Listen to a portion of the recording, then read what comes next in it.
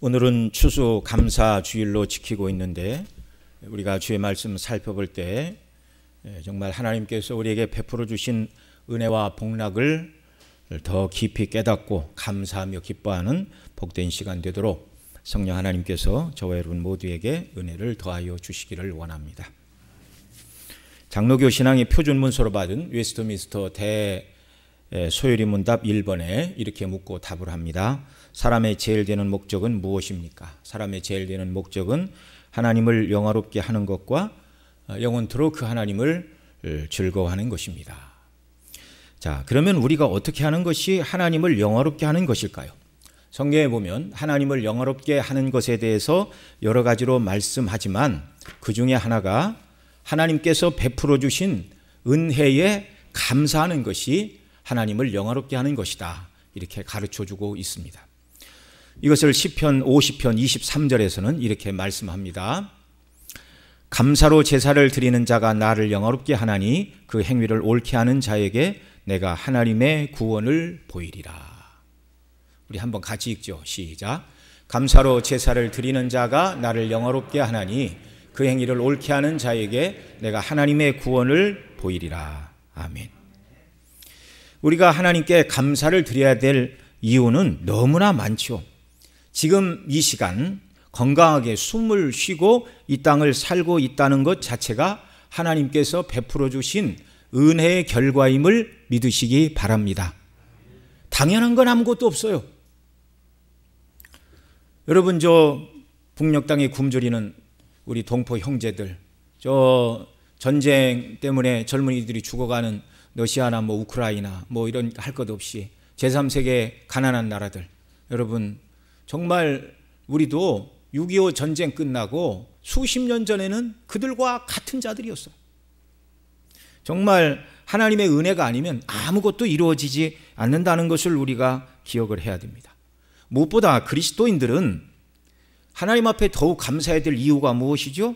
사람이 이 땅에서 받을 수 있는 은혜와 복락 중에 가장 큰 복이요 은혜인 죄사함의 은혜, 구원의 은혜를 받은 자들이기 때문에 우리는 날마다 하나님 앞에 감사해야 하는 것입니다.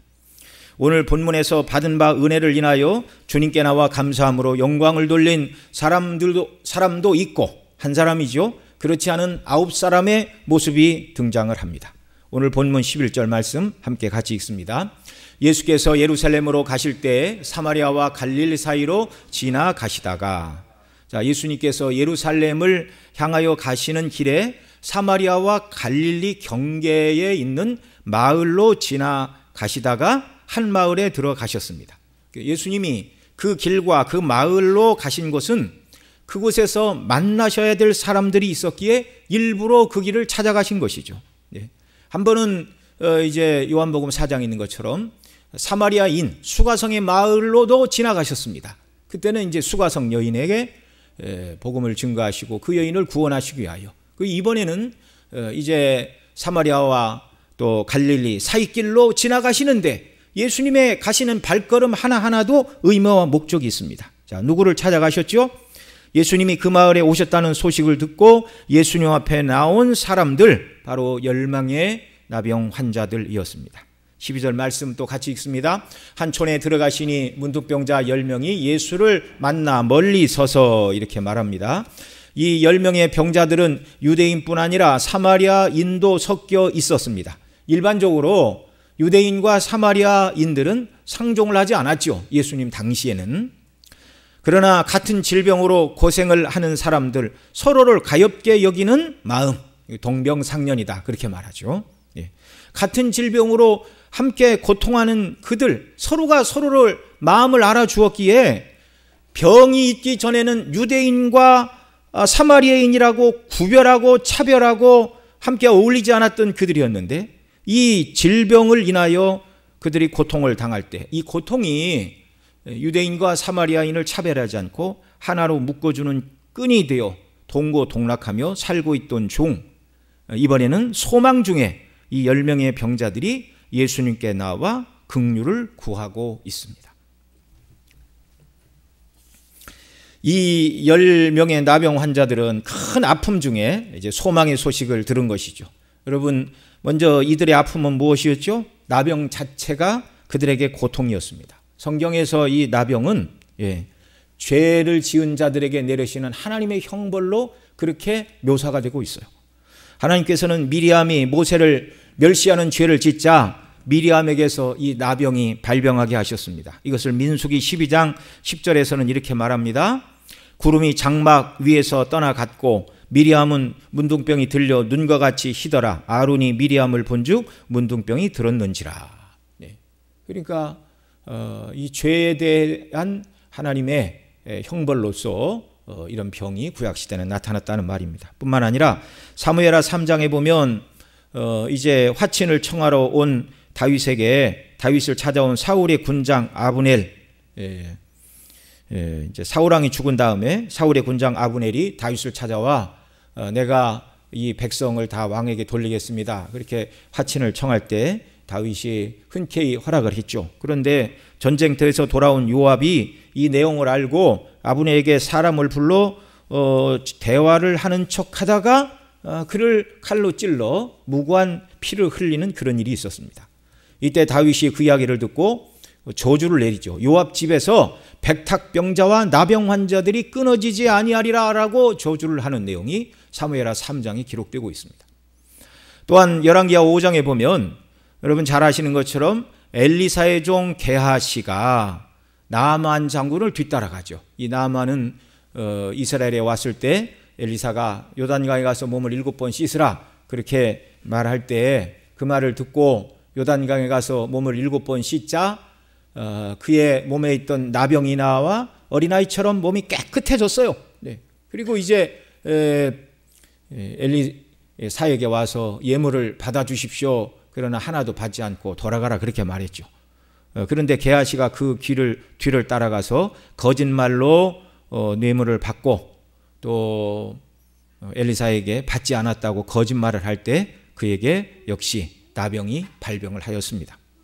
또 열왕기하 15장에 보면 유다 왕 우시아가 강성해지자 하나님의 성전에 들어가 제사장들이 행하였던 분향하는 일, 분향하기 위하여 분향단을 잡았습니다. 그러자 제사장이 왕이 어찌하여 왕이 할 수 없는 일을 합니까? 그렇게 막아서자 화를 냈지요. 이때 우시아에게 나병이 발병하였고 죽을 때까지 별궁에 거하여야 했다라고 성경이 말을 하고 있습니다. 자, 이렇게 몇 가지 죄로 인한 나병이 발병한 것들을 말씀을 드렸는데 구약 시대에 이 병은 죄로 인한 하나님의 형벌로 이해를 했습니다. 그래서 이 병에 걸린 사람들은 집과 마을에서 또 직장에서 다 쫓겨나 다른 사람들과 심지어 가족과도 거할 수가 없는 형벌로 이해한 질병이었다 그 말입니다.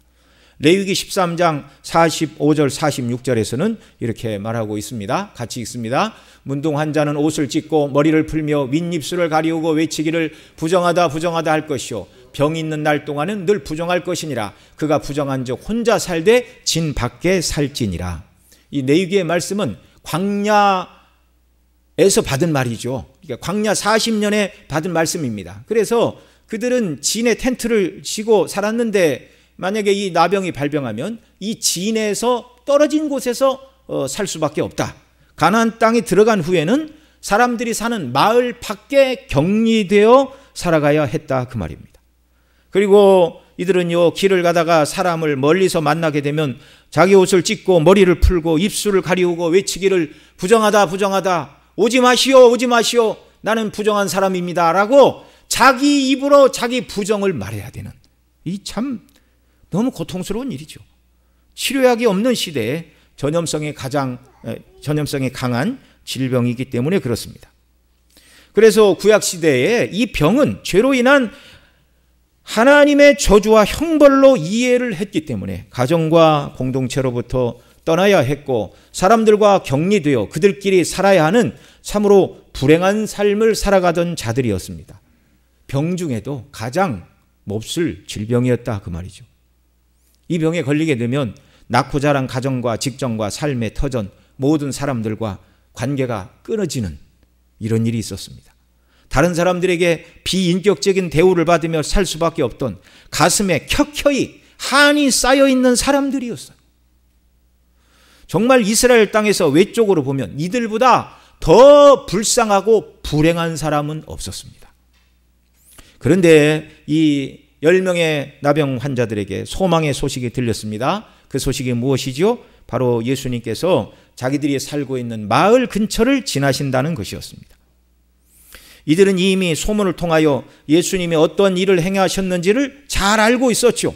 지금 이제 공생의 후반부인데요. 예수님이 공생애를 시작하신 이후 각색 병든 자들을 고치셨고 귀신 들린 자들에게서 귀신을 쫓아주셨으며 또 성경에 보면 예수님께서 죽은 자를 살리신 사건이 3번 기록됩니다.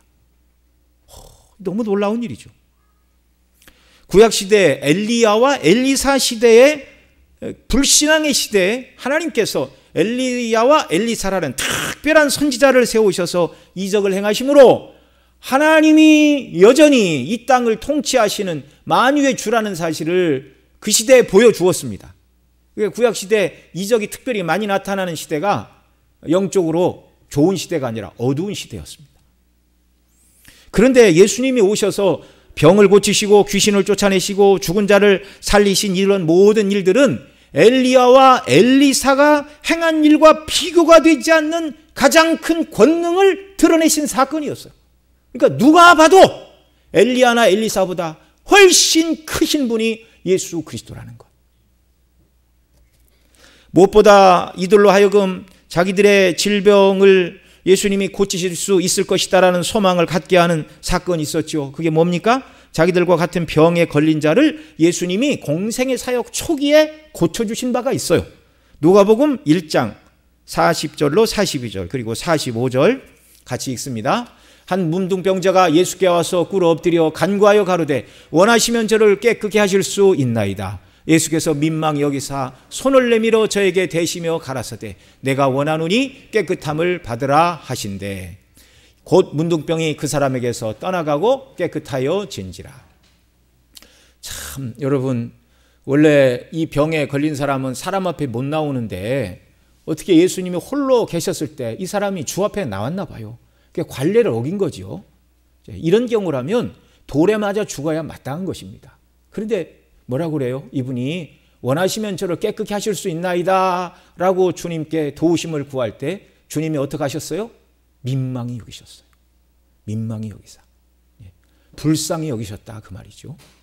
이 불쌍한 사람을 볼 때 예수님의 마음은요, 내장이 끊어지는 아픔을 느끼셨습니다. 그 말이 민망히 여기다라는 표현입니다.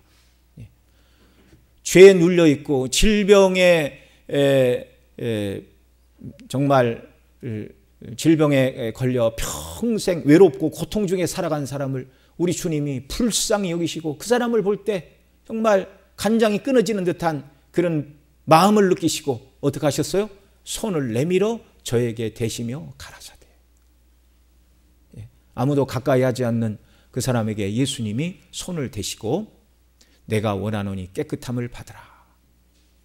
그 말씀과 함께 이 사람은 깨끗해졌습니다. 그 다음 45절 같이 읽습니다. 그러나 이 사람이 나가서 이 일을 많이 전파하여 널리 퍼지게 하니 그러므로 예수께서 다시는 드러나게 동네에 들어가지 못하시고 오직 바깥 한적한 곳에 계셨으나 사방에서 그에게로 나아오더라. 예수님 이 사람에게 말하지 말라고 그러셨어요. 절대 말하지 마라. 내가 너를 고친 걸 말하지 마라. 아직은 때가 되지 않았기 때문에. 근데 이 사람이 자기에게 일어난 이 놀라운 은혜를 인하여 말을 하지 않을 수가 없었어요. 동네방네 다니면서 여러분 나 아시죠? 나. 이 병으로 말미암아 여러분과 함께 살 수 없었던 이런 정말 사람들이 말할 때 저주받은 질병이라 말하던 저를 예수님이 고쳐주셨습니다. 자랑하고 광포했어요. 수많은 사람들이 예수님께 나아가 마을에 들어갈 수가 없었어요. 여러분 이 사람을 고치신 이 사건이 이 조그만한 이스라엘 땅 전국에 퍼지는데 얼마나 걸렸을까요? 그렇게 오래 걸리지 않았을 겁니다. 그러니까 이 사마리아와 갈릴리 경계에 살고 있는 이 10명의 이 환자들도 그 소식을 듣고 우리도 주님을 만났으면 얼마나 좋을까. 그런데 여러분 이들이 자유롭게 여행을 할 수 있습니까? 없습니까? 없지요. 그리고 예수님이 어디에서 어디로 가시는지 알아요? 몰라요? 몰라요. 그런데 너무나 은혜롭고 영광스럽게 이날은 그들에게 예수님이 자기 마을을 지나가신다는 소식을 듣게 된 것입니다. 일부러 주님이 어떻게 하셨다고요? 그들을 찾아가셨다고요. 이 자리에 앉아 예배 드리고 구원받은 저와 여러분 모두도 우리가 주님을 찾아가서 만난 자들이 아니라 주님이 우리를 찾아오셨음을 믿으시기 바랍니다. 믿음은 하나님의 선물입니다. 성령의 역사가 아니면 아무도 예수 그리스도를 나의 구주라 고백할 수가 없는 것입니다. 정말 그들 예수님을 언제나 만날 수 있을까? 예수님을 만난다면 우리도 그 마가복음에 기록된 그 한 사람처럼 주님께 나아가 원하시면 나를 깨끗게 하실 수 있습니다. 나를 불쌍히 여겨주세요. 주님 앞에 나아가 그렇게 하려면 그 주님이 그에게 손을 대사 깨끗게 하신 주님이 나에게도 긍휼을 베풀어 주실 것인데 나는 언제나 이 예수님을 만날 수 있을까? 꿈에나 그리던 그 일이 지금 그들 눈앞에 벌어지고 있다는 말입니다. 그래서 이들은 예수님께 찾아 나오지 않을 수가 없었습니다.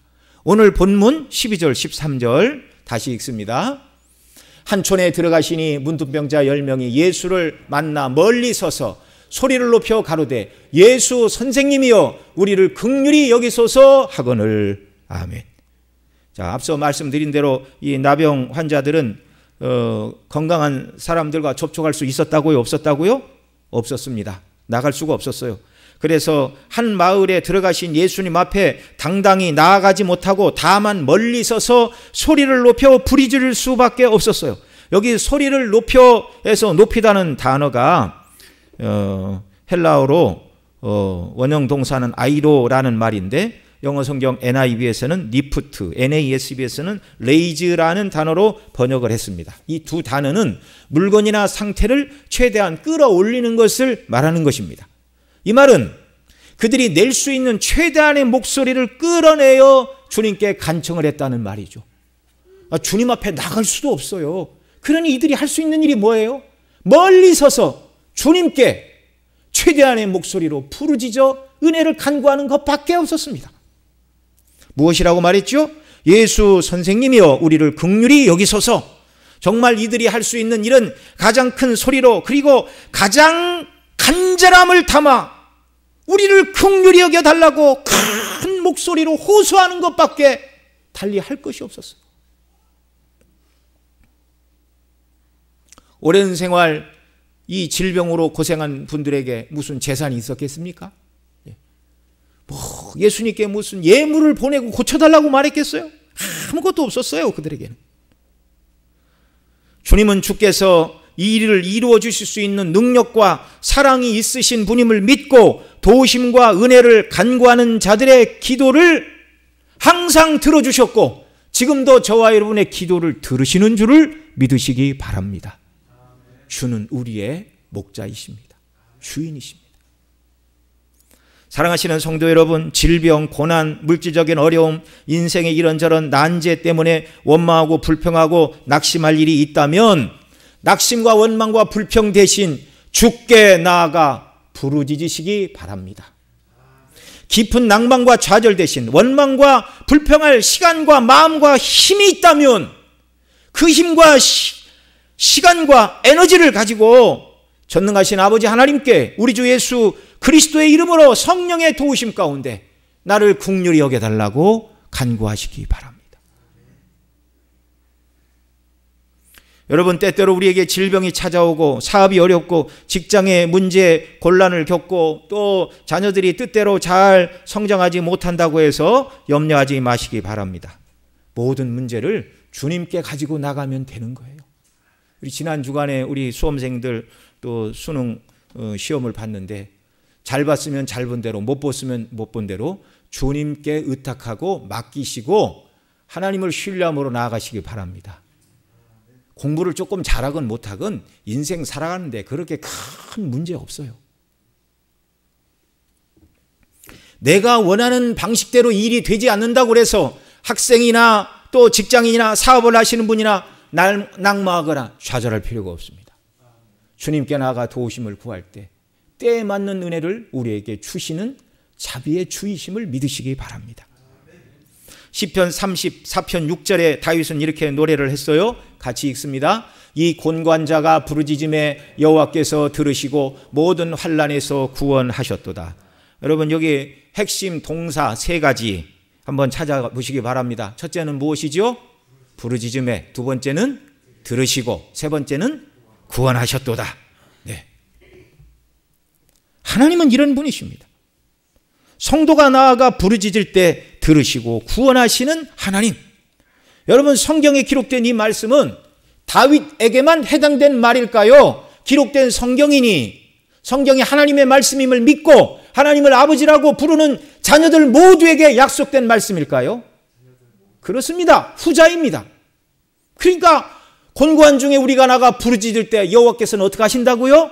들으시고 그 모든 환난에서 어떻게 하신다고요? 구원해 내신다고요. 믿으시기 바랍니다. 하나님의 약속의 말씀이에요. 오늘도 우리 하나님 아버지와 우리 주 예수 그리스도께서는 곤고한 중에 부르짖는 자녀된 저와 여러분들의 부르짖음을 들으시고 응답하시는 구원의 주. 하나님의 응답의 방식은 두 가지로 옵니다. 첫째는 우리가 하나님 긍휼을 베풀어 주옵소서, 이 문제가 이런 식으로 해결되면 좋겠습니다라고 간구할 때 그 기도를 하나님이 기뻐하시고 하나님도 그 문제를 주실 때 그렇게 해결해 주시려고 문제를 하나님이 주셨다면 우리가 간구한 대로 하나님이 그런 문제를 그 방식으로 해결해 주시는 줄, 우리가 간구한 대로 문제가 해결되는 은혜를 주시는 줄 믿으시기 바랍니다. 그게 오늘 본문의 10명의 환자들이 주님께 나와 응답받은 방식입니다. 둘째로 하나님께서 들으시고 응답하사 구원하시는 방식은 내가 구하는 대로 문제가 해결되는 것을 주님이 원치 않으시고 또 나로 하여금 조금 더 고난 가운데 하나님을 바라보고 그리스도를 닮게 하시고 내가 원하는 대로 응답하지 않는 것이 하나님 보시기에 저와 여러분에게 더 유익하다면 하나님께서는 그 문제를 내가 원하고 구한 방식대로 해결해 주시지는 않는다 할지라도 도리어 문제는 그대로이나 기도하는 저와 여러분 모두에게 힘과 은혜와 능력을 주시어서 기쁨과 평강 가운데 두려움 없이 능히 그 문제를 이겨내게도 하시고 고난의 짐을 능히 지고 가게 하시는 줄을 믿으시기 바랍니다. 우리가 하나님께 나가 간구할 때 기도 응답의 방식은 몇 가지라고요? 두 가지라고요. 우리가 원하는 방식대로 응답하시기도 하시지만 우리가 원치 않는 방법대로 하나님이 응답을 하시되 고난의 문제가 당장 해결되지는 않으나 능히 그 모든 고난을 능히 감당할 힘과 은혜와 능력을 주시고 기쁨과 평안함 가운데, 여러분, 문제가 무슨 문제입니까? 문제 앞에 하나님 우리에게 평안을 주시고 기쁨을 주시고 능히 그 모든 짐을 질 수 있는 힘과 은혜를 주시는 것. 왜 그렇게 하세요? 우리를 하나님이 기뻐하시는 믿음의 용사로 삼으시고 영적인 싸움을 싸워서 이기라는 것입니다. 이 은혜가 또한 귀한 줄 믿으시기 바랍니다. 물론 목회자로서 저는 여러분 모두가 질병이나 또 여러 가지 경제적인 문제나 인생의 난제 모든 문제를 주께서 여러분이 간구하시고 또 쉽게 해결되는 문제의 근원이 사라지는 방식의 응답 주시기를 저는 정말 간절히 원하고 원합니다. 인간이 연약하니까요. 그러나 하나님의 또 다른 뜻이 있어서 우리가 간구한 대로 응답하시지 않는다 할지라도 낙마하거나 좌절하거나 뒤로 물러가지 않기를 바랍니다. 하나님은 하나님의 뜻대로 우리에게 응답하실 권리가 있어요. 이게 뭡니까? 이게 하나님의 주권이에요.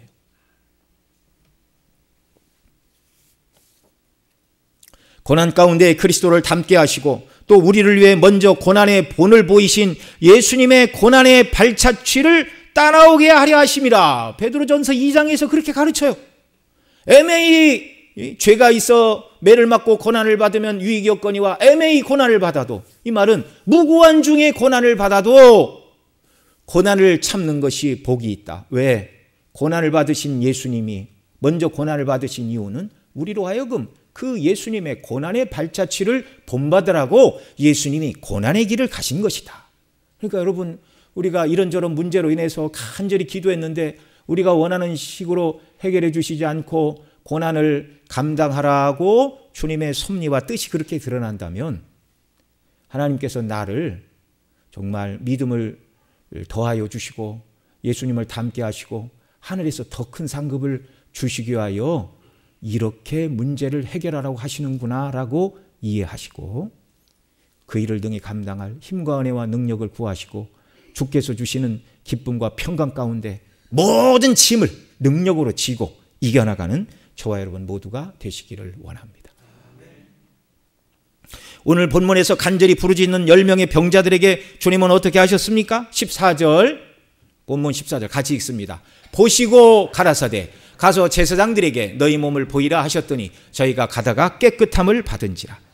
자, 예수님은 왜 이번에는 긍휼을 간구하는 자들에게 앞서 읽어드린 마가복음 1장에서 나병 환자를 고치실 때처럼 민망히 여기시고 손을 대시고 불쌍히 여기시고 내가 원하노니 깨끗함을 받으라 이렇게 고쳐주신 것도 아니고 이 약을 먹어봐라 하신 것도 아니고 어느 의원을 찾아가라 하신 것도 아니고 왜 가서 제사장들에게 몸을 보이라 이렇게 말씀하신 것이죠. 그렇게 말씀하신 것은 율법에 의하면 나병에서 치료가 된 것을 확증해주고 가정과 사회로 돌려보내는 일이 제사장의 몫이었기 때문에 그렇습니다. 레위기 14장 1절 2절 같이 읽습니다. 여호와께서 모세에게 일러 가라사대 문둥 환자의 정결케 되는 날의 규례는 이러하니 곧 그 사람을 제사장에게로 데려갈 것이요. 그다음 이제 그다음 보면 제사장이 판결을 하고 나았으면 이제 7일 동안 격리를 시키고 또 예물 산 새를 제물로 드리게 하시고 그 피를 이렇게 환자에게 뿌리고 7일이 지나면 머리털을 다 이렇게 깎고 옷을 빨고 그리고 이제 8일째 되는 날 속죄제를 드리고 그 다음에 이제 정말 일상으로 회복하는 그런 내용을 레위기 14장 1절로 9절에서 말씀을 하고 있습니다. 주님은 그들의 간절한 부르짖음을 들으시고 믿음으로 제사장에게 나아갈 것을 명하신 것이죠. 제사장에게 나아가라 이 말을 당시 사람들은 다 알아들었어요. 아, 예수님이 고쳐주실 것이니 제사장에게 나아가서 병 고침을 받았다는 판정을 받으라는 말로 이해를 했다는 말입니다. 이들은 주님께만 나가면 주님께서 우리를 불쌍히 여겨 주시오 죄로 인한 저주와 형벌로 여겨졌던 이 질병에서 우리를 구원하여 주실 것이라는 믿음을 가지고 간구하는 믿음을 가지고 나왔습니다. 여러분 대단한 믿음입니까? 시원찮은 믿음입니까? 대단한 믿음이죠. 그 다음 주님께서 눈에 보이는 방식으로 그들을 만지시거나 약을 바르시거나 이렇게 치료의 외적인 행위를 하지 않으시고 그저 말씀으로만 제사장에 가서 내 몸을 보이라 이렇게 말씀해 주셨죠. 이 말씀을 믿고 제사장에게 가고 있어요. 어떤 일도 행하지 않으셨는데 이 10사람 중 아무도 아니 주님 너무하시네요. 그 옛날 갈릴리에서는 그 사람 이렇게 손으로 만져주시고 고쳐주시다는 얘기를 들었는데 어떻게 우리한테는 그냥 가까이 오라고도 안 하고 뭐 만져주시지도 않고 약도 쓰시지도 않고 제사장에게 가라고 그럽니까? 뭐 고쳐주시지도 않고 가라고 그래요? 참 서운하네요. 아무도 그렇게 말한 사람이 없어요. 그러니까 이 10사람이 제사장에 가서 내 몸을 보이라라는 말씀을 듣고 갔어요. 그 말은 뭐예요? 예수님의 말씀대로 순종하면 우리의 병도 고쳐주실 것이라는 믿음이 그들에게 있었습니다. 여러분 이 믿음 큽니까? 작은 믿음입니까? 큰 믿음입니다. 큰 믿음, 순종하는 믿음. 간절히 간구하였고 간구한 그들에게 제사장에 가서 몸을 보이라 말씀하신 대로 순종하여 가고 있어요. 우리에게도 이런 믿음이 있기를 바랍니다. 그런데 말씀에 순종하여 가다 보니 놀라운 일이 일어났어요. 옆으로 서로 이렇게 가다가 옆 사람을 이렇게 한 번씩 바라보겠죠. 뭐 길 조심해 뭐 이렇게 하면서. 그런데 아까 그 사람이 아니에요. 낫기 시작합니다. 깨끗한 얼굴과 손이 되어 있어요. 3살이 돋고 어린아이와 같이 피부가 깨끗한 피부를 갖게 되었습니다. 주님께서 그들을 향하여 제사장에게 가서 너희 몸을 보이라 하실 때부터 그들의 몸은 치유의 역사가 일어나기 시작했고 길을 가다가 그들이 이것을 발견하게 된 것입니다. 와, 글쎄 뭐 얼마를 갔을까요? 몇백 미터를 갔을까요? 몇 킬로를 갔을까요? 그들 10사람들이 기뻐 뛰며 아마 난리가 났을 것입니다. 세상에 이런 일이 있나? 예. 소원하던 대로 주님께 나와 부르짖었고 말씀하신 대로 순종하는 귀한 믿음을 가지고 있던 그들 모두가 나음을 입었습니다. 이제 깨끗함을 입은 이 10명의 반응은 어떻게 나타나죠? 15절로 16절 같이 읽습니다. 그 중에 하나가 자기의 나은 것을 보고 큰 소리로 하나님께 영광을 돌리며 돌아와 예수의 발 아래 엎드려 살해하니 저는 사마리아인이라. 아멘. 10사람 모두가 고통스러운 질병에서 고침을 받았지만 주님께 돌아와 하나님께 영광을 돌리며 감사한 사람은 몇 명이라고요? 한 사람. 그 사람은 유대인도 아니고 예수님이 이방인이라고 부르시는 사마리아 사람 한 사람만 주님께 돌아왔다고 말합니다.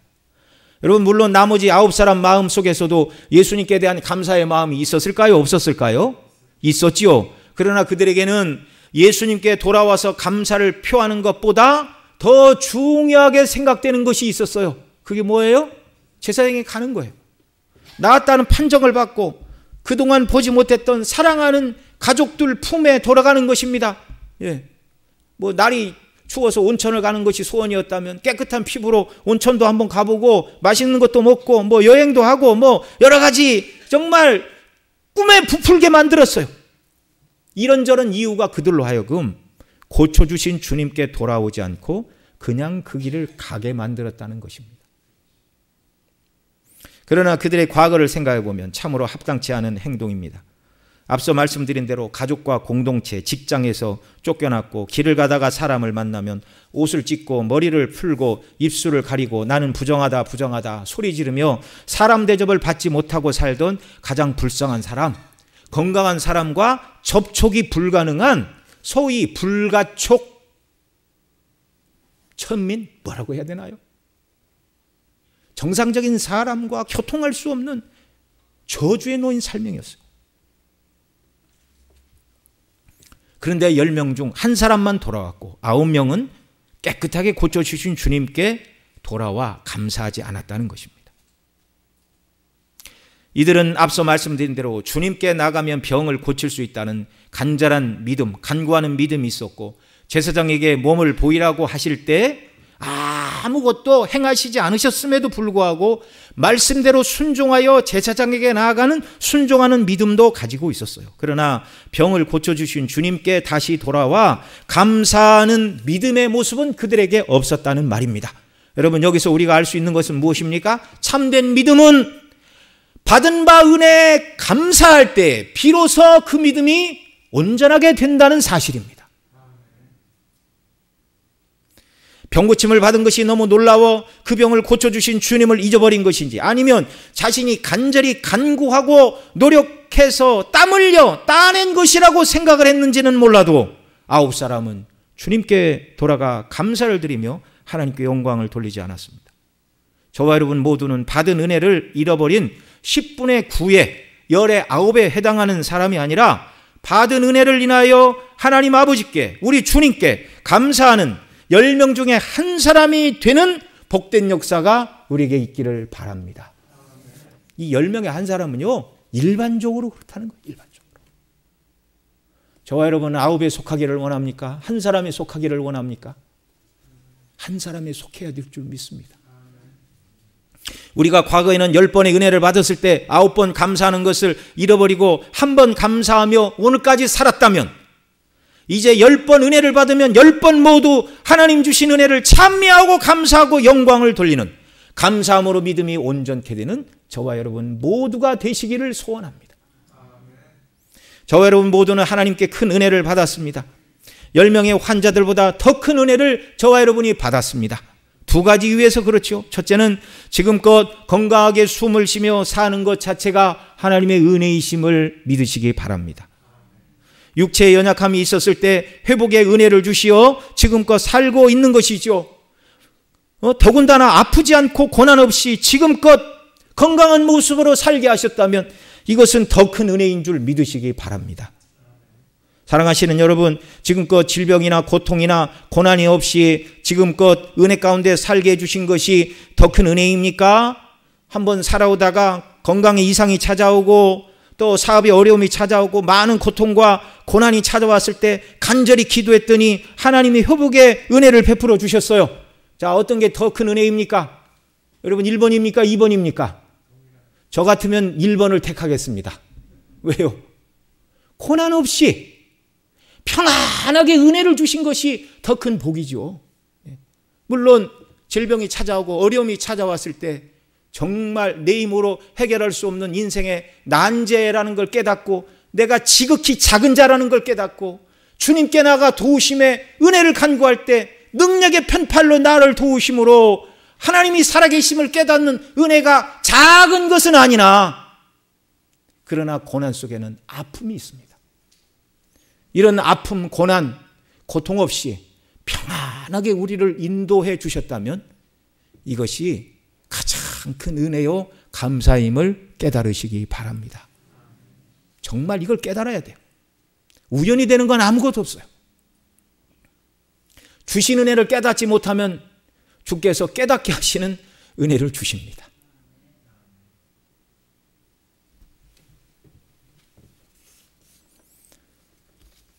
오늘 경제가 어렵다고 말을 해도 우리는 유사 이래 대한민국 건국 이래 최고의 좋은 환경에서 살고 있습니다.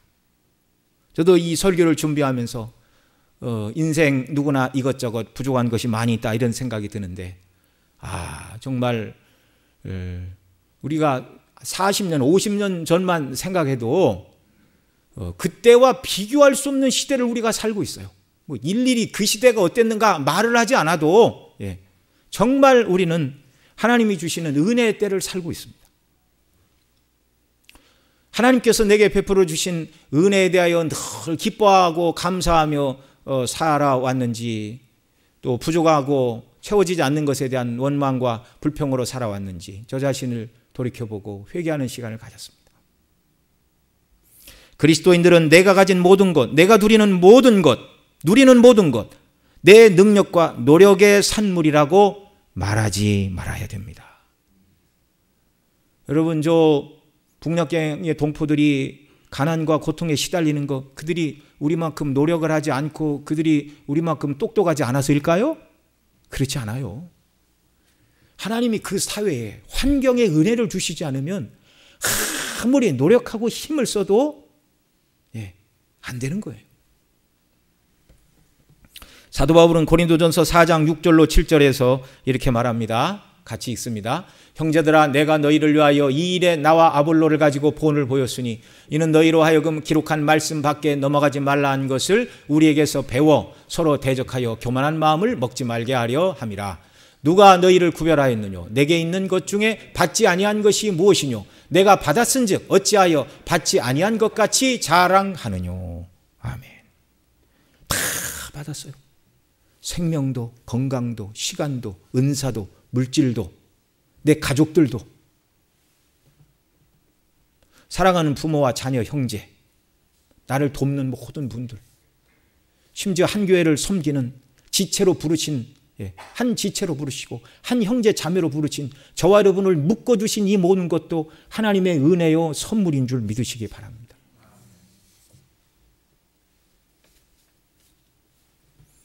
모든 환경을 주장하시고 내게 필요한 모든 은혜를 공급하신 주의 은혜, 이 은혜를 인하여 감사하며 기뻐하시기 바랍니다. 둘째로 우리가 하나님께 감사해야 될 이유는 우리가 10사람의 이 병자가 고침을 받은 것보다 우리는 더 큰 은혜를 입었어요. 그것이 무엇입니까? 더 큰 죄사함의 은혜를 받고 하나님의 자녀가 되어 천국을 소망하며 살아가는 이 땅에서 사람이 하나님께 받을 수 있는 가장 큰 복, 죄사함의 복, 구원의 복을 받았습니다. 이거 하나면 다 받은 거예요. 10명의 병자가 받은 복과 오늘 저와 여러분이 받은 죄사함의 복, 구원의 복, 하나님의 자녀가 되어 천국의 후사가 되는 이 복의 경중을 한번 생각해 보시기 바랍니다. 나병에서 건지심을 받았어요. 구원을 받았어요. 어느 게 더 무거워요? 말할 필요가 없죠. 우리가 받은 죄사함, 우리가 받은 구원이 훨씬 크고 무겁고 영광스러운 복임을 믿으시기 바랍니다. 건강을 회복하면 여러분, 나병의 나음을 입으면 다른 세계가 열립니까? 나병에서 나음을 입어도 이제 다른 사람들과 건강상 똑같아졌을 뿐이에요. 그 다음 이 사람에게 찾아오는 온갖 문제는 여전히 그대로예요. 그대로. 이 땅에서 죄사함을 받아 하나님의 자녀가 되는 구원의 복을 받지 못한다면 부자든 가난한 자든 저주 아래 있는 것임을 여러분 아시기 바랍니다.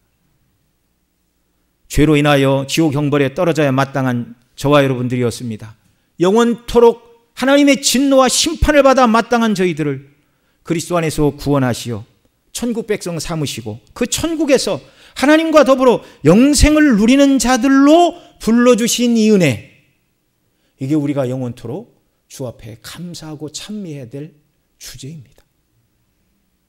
주님은 은혜 받은 자들이 받은 은혜에 합당한 감사를 주님께 돌리기를 원하십니다. 오늘 본문 17절 18절 말씀 또 같이 읽겠습니다. 예수께서 대답하여 가라사대 10사람이 다 깨끗함을 받지 아니하였느냐? 그 9은 어디 있느냐? 이 이방인 외에는 하나님께 영광을 돌리러 돌아온 자가 없느냐 하시고, 자, 예수님은 돌아오지 않는 9사람이 어디 있느냐고 찾고 계세요. 이 말씀은 은혜를 입은 9명의 사람들에 대하여 주님이 지금 매우 어떻다고요? 서운해 하신다고요. 아니, 예수님도 서운해 하신다고요? 네, 그렇습니다. 예수님은 참 사람이시고 참 하나님이십니다. 저와 여러분이 가지고 있는 모든 정서는 하나님 주셨어요. 지성과 정서와 의지, 하나님의 형상을 따라서 저와 여러분 모두에게 주신 인격의 요소입니다. 하나님 아버지와 우리 주 예수 그리스도, 감정이 없으신 분이 아니라 모든 사랑과 긍휼과 자비와 정서의 근원이 하나님이세요. 하나님. 그래서 하나님이 우리를 불쌍히 여기시는 그 긍휼하심으로 말미암아 아들을 이 땅에 보내주셨고, 우리에게 은혜를 베풀어 주시기 위하여 십자가의 대속의 예수님을 믿는 저와 여러분을 의롭다 하시고 하나님의 자녀를 삼으시고 천국에서 영원히 하나님과 교통하는 자로 부르시지 않았습니까? 여러분, 천국에서 우리가 하나님과 함께 누리게 될 영생과 이 교통의 내용이 뭐라고요? 하나님과 교통이에요. 교통. 계시록 4장 5절 보면 천국의 예배를 말씀하고 있는데, 면류관을 벗어 주 앞에 드리고 그 피로 우리를 사하신 주 앞에 찬미하며 영광을 돌립니다. 감사로 하나님 앞에 예배할 때 하나님이 받으시는 거예요. 여러분, 어떤 사람들은 하나님은 감정이 없는 분이라고 생각을 하는데 그렇지가 않아요. 천국에서 하나님과 나누는 교제는 충만한 사랑과 정서 속에 있는 이 사랑의 교통임을 믿으시기 바랍니다. 사랑의 아버지가 기다리고 있어요. 천국이 왜 좋은 곳이라고요? 여러분, 우는 어린 아이들 엄마 품에 안으면 다 만족이잖아요. 억울한 일을 당했어요. 그래, 내가 안다. 울면서 다 위로를 받잖아요. 여러분, 천국에서 하나님 아버지의 품이 세상의 그 무엇과 비교할 수 없는 참된 위로와 만족과 생명의 교통과 인격적인 완전한 교통과 그 연합 속에 저와 여러분이 영생을 누리게 될 줄 믿으시기 바랍니다. 이 땅에서부터 그러니 우리는 받은 바 은혜에 대해서 감사함으로 하나님께 나가야 돼요. 하나님이 기다리고 찾고 계십니다. 무엇을요? 우리에게 주신 은혜를 인하여 하나님께 감사하기를, 감사로 하나님께 영광 돌리기를. 자, 여러분 어떻게 감사해야 되죠? 말씀드린 대로 건강하게 살아온 것, 일반 은총의 모든 복락 하나님이 주신 것인 줄 알고 날마다 감사하시기 바랍니다. 두 번째로 우리가 받은 특별 은총의 복, 바로 구원의 복을 인하여 하나님 앞에 날마다 감사하며 영광을 돌리는 역사가 있기를 바랍니다. 그 다음 여러분, 우리가 하나님 앞에 감사하되 하나님의 은혜를 입었다는 것을 깨달았을 때 즉시 감사하는 역사가 있기를 바랍니다. 자, 받은 은혜에 감사하자. 받은 은혜는 일반 은총과 특별 은총이 있다고 그랬어요. 두 번째로는 은혜를 받은 즉시 감사하자. 여러분, 감사는 미룰 수가 없습니다. 아마 병을 고침받은 10사람 중에 당장 나오지 않은 9사람 중에 제사장의 길을 가면서 내가 제사장에게 나았다는 판정을 받으면 부모, 형제, 처자를 다 데리고 예수님 찾아가서 감사하다고 인사를 드릴 것이다. 아마 이렇게 마음속에 다짐을 한 사람도 있었을지 모르겠습니다. 그런데 그 사람이 제사장에게 몸을 보이고 집으로 돌아가면 꿈 같은 날이 기다리고 있을까요? 그렇지 않은 것이 인생입니다. 인생은 하나의 문제가 해결되면 또 다른 문제가 찾아오는 것이 인생이죠. 병고침을 받은 그때는 감사가 충만했지만 이제 나았다는 판정을 받고 집에 돌아갔는데 정말 가산이 기울고 사랑하는 부모가 벌써 세상을 떠났다거나 또 아내가 병에 걸려 있다거나 그렇게 되면 지금까지 감사했던 그 마음, 주님께 나가 감사하겠다는 그 마음이 현실의 문제 때문에 사그러들게 되는 거예요. 그래서 우리는 하나님께서 저와 여러분 모두에게 은혜를 주셨고 긍휼을 베푸셨고 복을 주셨고 살펴주셨다는 것을 깨닫는 그 즉시 주님께 감사해야 한다는 말입니다. 그렇지 않으면 감사하는 마음이 있었는데 또 다른 일로 말미암아 감사가 사그러들면 일평생 하나님 앞에 감사하지 못하고 평생 불만과 불평과 원망 속에 이 땅을 살다가 주 앞에 설 수도 있다는 두려운 사실을 기억해야 합니다. 구체적인 감사의 방법은 무엇이죠? 히브리 13장 15절 16절 함께 읽습니다. 이러므로 우리가 예수로 말미암아 항상 참미의 제사를 하나님께 드리자. 이는 그 이름을 증거하는 입술의 열매니라. 오직 선을 행함과 서로 나눠주기를 잊지 말라. 이 같은 제사는 하나님이 기뻐하시느니라. 아멘. 첫째로 하나님께 돌려야 될 제사는 입술의 열매인 찬미의 제사를 드려야 된다. 먼저 입술로 하나님 앞에 감사를 고백해라. 하나님 감사합니다. 하나님 은혜입니다. 주의 도우심입니다. 나 같은 죄인에게 이런 은혜를 베풀어 주시다니요. 날마다 감사와 사랑의 고백을 입에 달고 사시기 바랍니다. 예. 여러분, 가정이 화목한 비결이 뭐예요? 남편과 아내, 부모와 자녀가 서로 격려하고 칭찬해 줄 때 그 가정이 화목하고 기쁨이 넘치지 않습니까? 하나님과 우리와의 관계 속에서 늘 은혜가 충만하고 기쁨이 충만한 비결이 뭘까요? 받은 바 은혜를 인하여 날마다 하나님을 찬미하는 것임을 믿으시기 바랍니다. 감사하시기 바랍니다. 오늘 본문에서 병고침을 받은 10사람 중 한 사람인 사마리아 사람은 큰 소리로 하나님께 영광을 돌리며 돌아와 예수 발 앞에 엎드려 살해하였습니다. 여러분, 감사는 마음에 담아두는 것이 감사가 아니다. 감사는 입술로 고백하고 입술의 열매로 하나님께 영광을 돌려드리고 감사의 마음을 담아 내 시간과 몸과 정성과 물질을 주님께 드리고 주의 영광을 위하여 사용할 때 감사가 비로소 표현되는 것인 줄을 아시기 바랍니다. 히브리 13장 16절에서는 받은 은혜 감사하여 선을 행함과 나누어주는 나눔의 제사, 이 같은 제사는 하나님이 기뻐하신다 이렇게 말씀해 주셨는데 우리가 받은 은혜에 따라 이웃에게 나누고 선을 행하는 이런 역사, 이 제사도 하나님이 기쁘게 받으신대요. 또한 우리가 은혜를 입고 우리를 돕는 분들을 위해서도 감사를 표해야 됩니다. 우리 부모님은 우리를 양육하고 사랑하도록 하나님께서 사용하신 은혜의 방편입니다. 하나님께만 감사하지 부모에게 감사해, 그렇지 않아요. 부모에게 감사하는 것이 부모를 세우신 하나님의 섭리를 인정하고 찬미하는 것입니다. 교회에서 성도들을 위해 기도하고 사랑으로 섬기시는 우리 장로님들과 주일학교 어린이들을 위해 사랑의 수고와 기도로 섬기는 주일학교 선생님들, 각 구역의 성도들을 위해 섬기시는 구역장님들, 또 전도회 임원들을, 회원들을 섬기는 우리 전도회 회장님과 임원들, 이 모든 분들에게 감사와 고마움을 표현하는 것이 주 앞에서 아름다운 일인 줄 믿으시기 바랍니다. 하나님께서는 감사하는 자들에게 은혜를 더하여 주십니다. 오늘 본문 19절 말씀 같이 읽습니다. 그에게 이르시되 일어나 가라, 내 믿음이 너를 구원하였느니라 하시더라. 아멘. 이 사람이 병나음의 은혜를 인하여 감사를 표현하게 하여 주님께 나왔을 때 주님은 이 사람에게 더 큰 은혜를 주셨어요. 내 믿음이 너를 구원하였다라는 영광스러운 구원의 선포를 주셨습니다. 다른 9명의 사람은 일반 은총의 복만 받고 가정과 세상으로 돌아갔습니다. 이걸 어떻게 얘기를 해야 될까요? 저 최고급 식당에 이렇게 딱 가가지고 이제 그 에피타이저가 딱 나왔어요. 야채 이렇게 막 먹고 그러고 있다가 어떤 사람이 이거 집에 일이 있다고 연락이 와서 메인 디쉬 비싼 스테이크가 나올 차례인데 그거 못 먹고 그냥 저 풀떼기만 먹고 간 사람하고 뭐가 달라요? 주 앞에 나와 감사할 때 주님은 이 사람에게 내 믿음이 너를 구원하였다라고 구원을 선포해 주셨습니다. 정말 주님이 그 마을을 찾으신 것은 몸의 질병뿐만 아니라 하나님께 감사하고 그 은혜를 깨닫고 주님과 교통하는 자에게 바로 이 구원, 가장 큰 은혜를 주시기 위하여 그 마을을 찾아가셨는데 한 사람밖에 이 가장 큰 복을 받은 사람이 없었다는 말입니다. 아직 예수님을 구주로 믿는 믿음이 없으신 분이 계십니까? 아직 거듭나지 않은 분이 계십니까?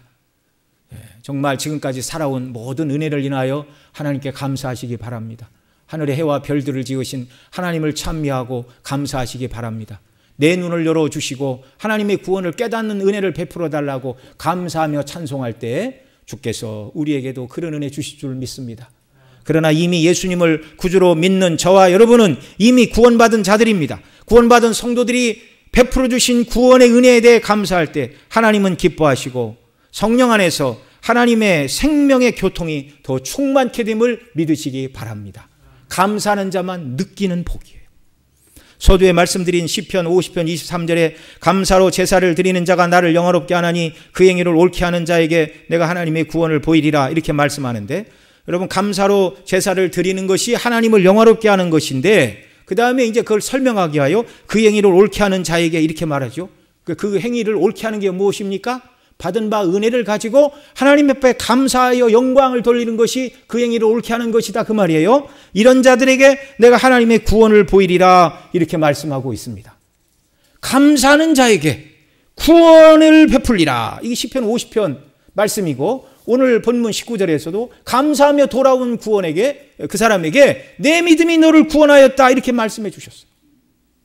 구원받은 저와 여러분이 하나님이 베푸신 이 은혜들을 인하여 하나님께 나아가 감사하고 하나님과 감사함으로 교통하게 될 때 우리의 영적인 눈을 열어 우리가 받은 구원이 얼마나 크고 영화롭고 장차 하늘에서 누리게 될 천국의 영생의 복락이 얼마나 큰가를 더 깊이 깨닫게 하시고 그 힘과 능력으로 세상을 이기며 주님을 섬기는 기쁨의 사람들로 만들어 주신다는 말이죠.